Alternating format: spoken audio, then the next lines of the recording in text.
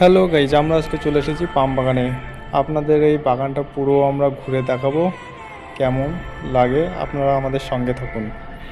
চলুন ঘুরে আসি। পাম বাগান ছুটি হলে আমরা ঘুরতে আসি পাম বাগানে।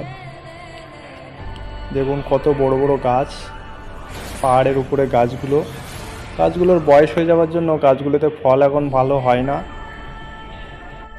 এই গাছগুলো যখন বয়স অল্প থাকে বা গাছগুলো যখন ছোট থাকে তখন একটা একটা ফল হয় প্রায় 40 কিলো 50 কেজি, এমন ওয়েটের ফল হয়। গাছগুলোর বয়স হয়ে যাওয়ার জন্য ফল এখন দেখা যাচ্ছে না, অবশ্যই দু এক খাদি দেখা যাবে মাঝে মধ্যে।